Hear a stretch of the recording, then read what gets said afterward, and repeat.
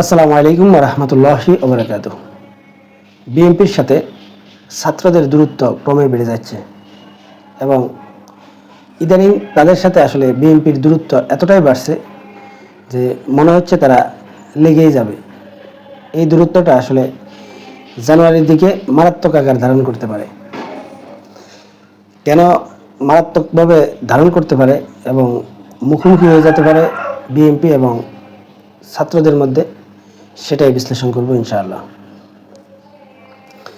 প্রথমে আপনারা জানেন যে মির্জা ফখরুল ইসলাম আলমগীর তিনি লন্ডনে ছিলেন এবং লন্ডনে যাওয়ার উদ্দেশ্যটা হচ্ছে তারেক রহমানের সাথে একান্ত বৈঠক এবং বিশেষ করে আগামী দিনে বিএনপির রাজনীতি কেমন হবে, কিভাবে তারা এগোবে, অবশ্যই সেটা তারেক রহমানের সাথে বোঝাপড়া হয়েছে।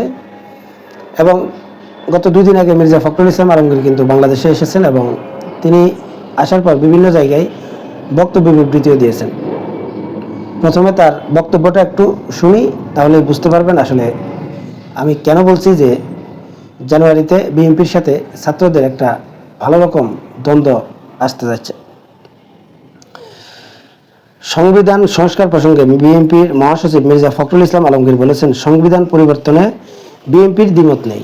এটা সংবিধান পরিবর্তন বা নতুন করে লিখন যাই হোক না কেন, কিন্তু প্রশ্ন হচ্ছে কে করবে, এটি করার এখতিয়ার কার? সংবিধান পরিবর্তনের দায়িত্ব হচ্ছে জনগণের, আর জনগণের মালিকানার প্রতিফলন হয় সংসদে। কিন্তু কেউ কেউ বলছেন যে আমরা করে ফেলব। আপনারা কারা? আপনাদের ম্যান্ডেট কোথায়? কেউ কেউ বলছেন জুলাই আগস্টের ম্যান্ডেট, এটা এভাবে বলা যায় না। বিপ্লবী সরকার গঠনের প্রশ্ন তুলে ফখরুল বলেন, তাহলে আপনারা বিপ্লবী সরকার গঠন করলেন না কেন?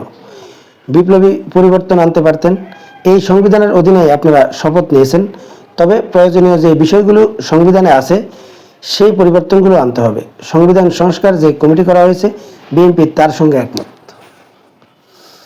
যদি মির্জা ফখরুলের ভাষাটা যদি আপনারা একটু লক্ষ্য করেন তাহলে বুঝতে পারবেন যে তিনি কি বোঝাতে চেয়েছেন। 5ই আগস্টের পর ছাত্র জনতার সাথে বা ছাত্রদের এই যারা প্রতিনিধিত্ব করেন, এখন জুলাই আগস্টের ছাত্রদের যে ভূমিকা ছিল এটা অবশ্যই কেউ অস্বীকার করতে পারবে না। ছাত্রদের যারা প্রতিনিধিত্ব করেন তাদের সাথে কিন্তু বিএনপির দ্বন্দ্ব কিন্তু চরম আকার ধারণ করছে এবং সেটা শুরু হয় রাষ্ট্রপতি চুপ্পুকে অপসারণ করা নিয়ে এবং সেটা আস্তে আস্তে কিন্তু বৃদ্ধি পাচ্ছে। এখন জানুয়ারিতে কেন আমি বললাম যে এই সংঘর্ষটা আসলে খুব মারাত্মক আকার ধারণ করতে পারে।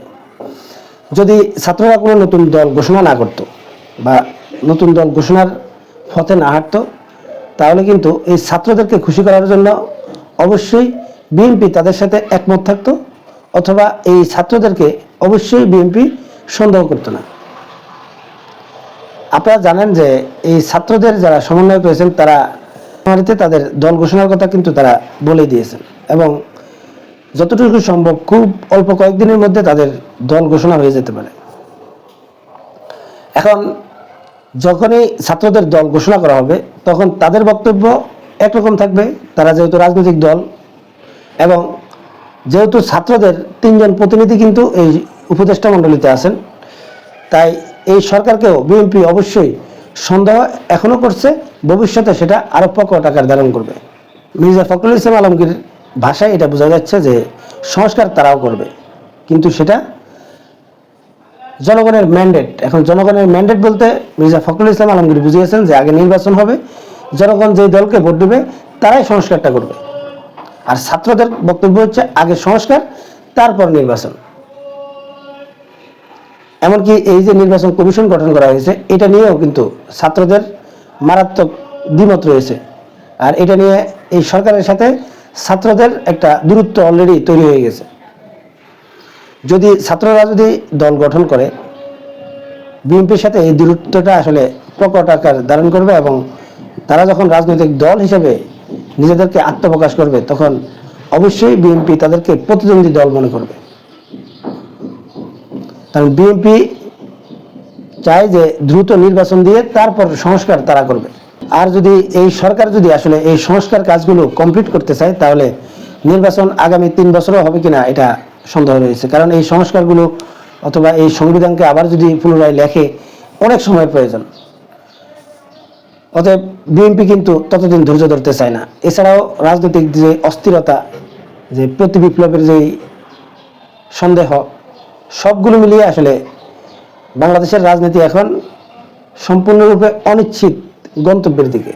এছাড়াও আপনারা দেখছেন যে বর্তমান সরকারের যে উপদেষ্টাদের মধ্যে যার প্রভাব প্রতিপত্তি সবচাইতে বেশি, আসিফ নজরুল স্যারকে কিন্তু অলরেডি ছাত্ররাও সন্দেহ করছে, এমনকি বিএনপিও সন্দেহ করছে। সবগুলো মিলিয়ে কিন্তু বর্তমান সরকারের সাথে বিএনপি বা ছাত্রদের দল বা জামাত ইসলাম, আওয়ামী লীগ তো অলরেডি এই সরকারকে টোটালি পছন্দ করে না। সবগুলো মিলিয়ে রাজনীতিতে একটা হজবরল অবস্থা। আর এই অবস্থায় যখন ছাত্ররা নতুন দল গঠন করবে, তখন কিন্তু এই সংঘাত অনিবার্য, এবং সেই দ্বন্দ্বটা আসলে কতটুকুতে যে গিয়ে আসলে থামে সেটা জানুয়ারিতে দেখা যাবে, বা ছাত্রদের দল ঘোষণা করার পরেই বোঝা যাবে। কিন্তু আমার যেটা ধারণা, যে যদি ছাত্রদের নতুন দল আত্মপ্রকাশ করে, তাহলে এই যে দূরত্ব এবং রাজনৈতিক যেই সন্দেহ, এটা প্রকট আকার ধারণ করবে এবং বিএনপি এবং ছাত্রদের মধ্যে আসলে দ্বন্দ্ব প্রায় অনিবার্য হয়ে পড়বে। সম্মানিত দর্শক, আপনারা কি মনে করেন কমেন্টসে জানাবেন। আল্লাহ হাফেজ।